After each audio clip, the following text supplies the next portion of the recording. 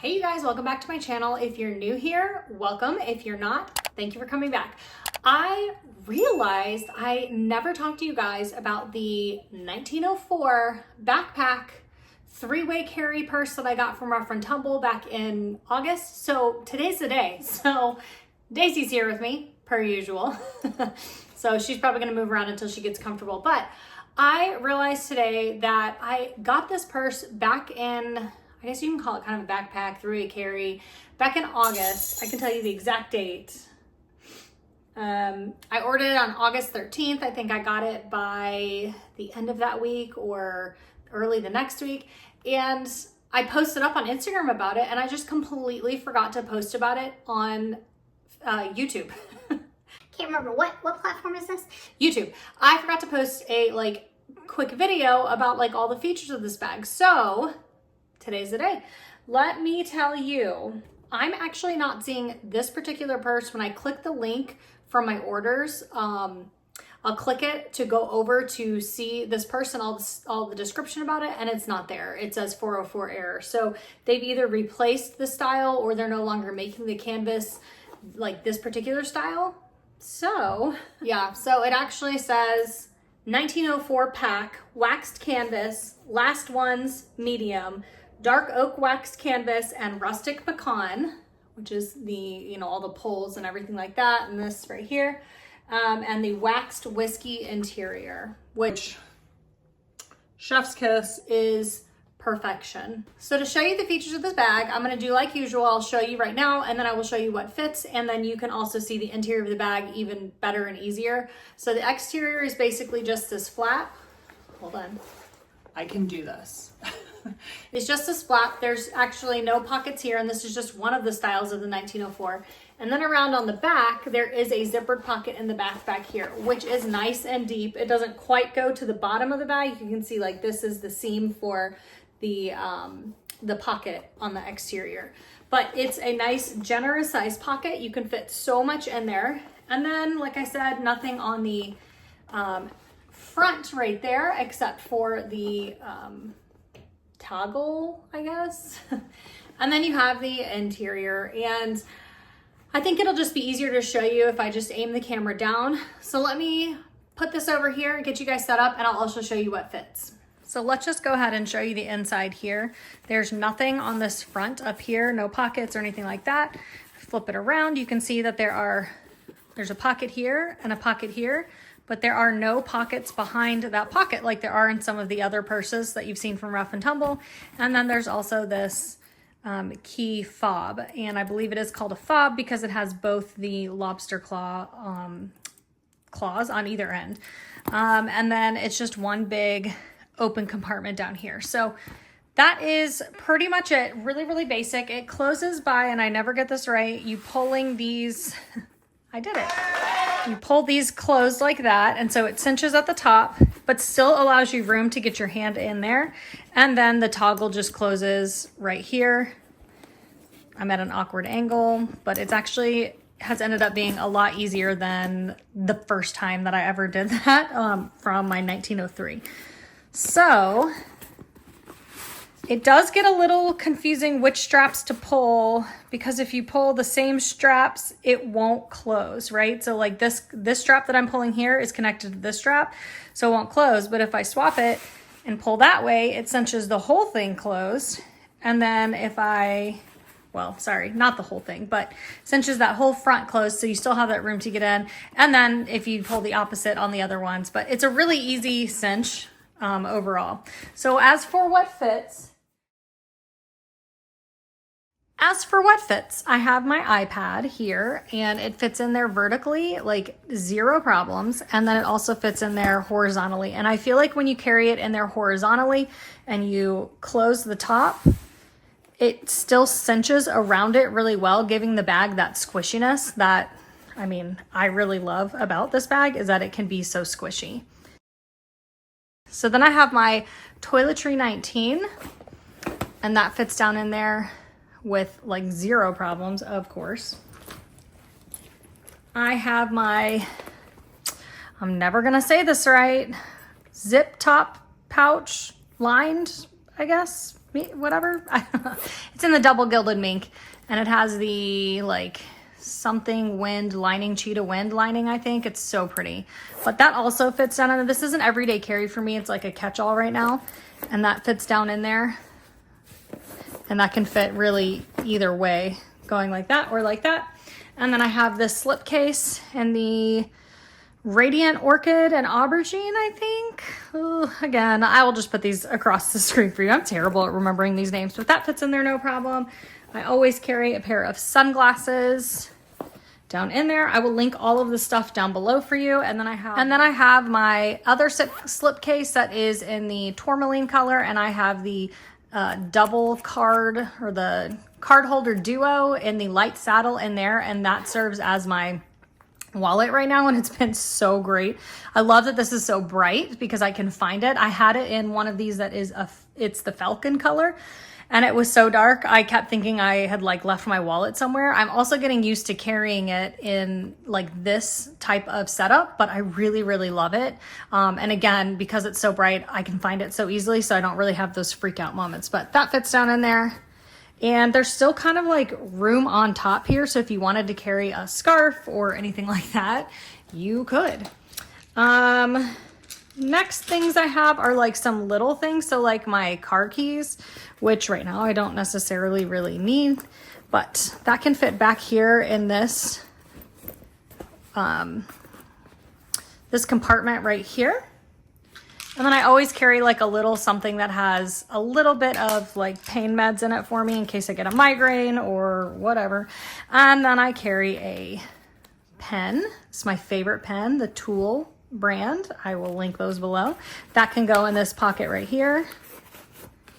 And that fits all the way down in there. I don't know if you can see that, but like it covers it. Like that's a deep pocket right there. And I have, let's see, what else do I have in here? And I have an extra clip, which usually I'll just clip that on the top there. And my upcycled LV card holder, which can go back here with my car keys. And then last but not least, I have this little coin purse that is from Guatemala that my niece got me. And so I carry some coins in there, a hand sanitizer, and some nail files. So those will fit just nicely back here. I will put the hand sanitizer and the pen and the nail files in there, and then I will put my change purse right here, or I could just throw it on top really because it's closed so nothing's gonna fall out. And that's it. That's everything that I carry like on the daily. Cinch it up.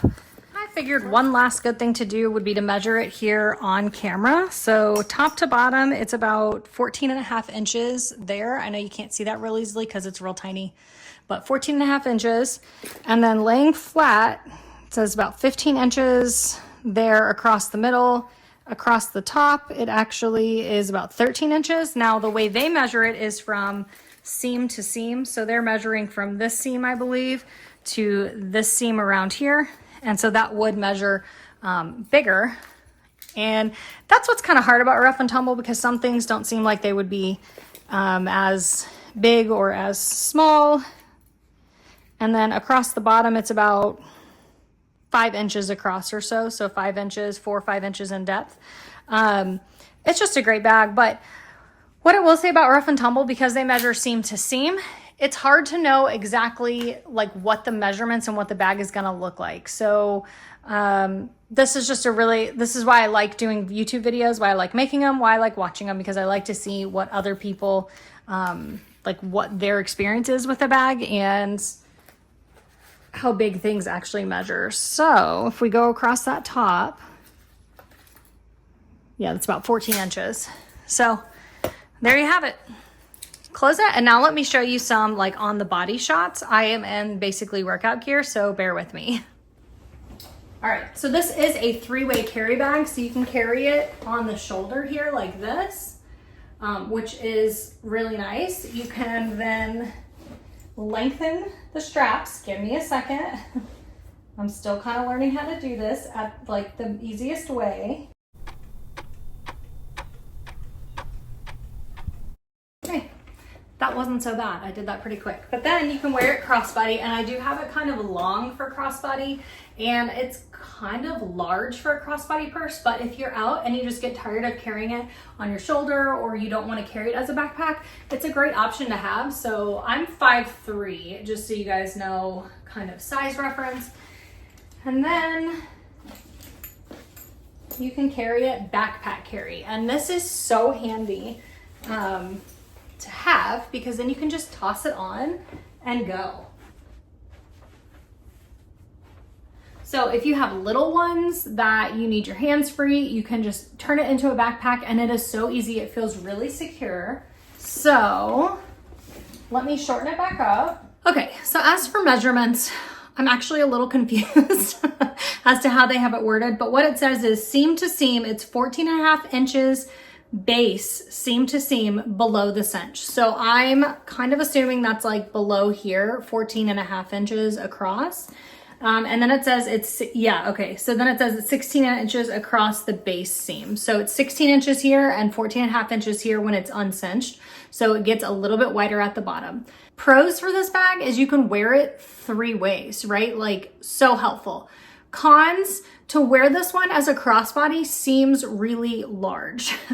But to wear it as a backpack, you want it to be a little larger. So, you know, you can't have it all. Pro, it's made out of wax canvas, so it is made to withstand a beating.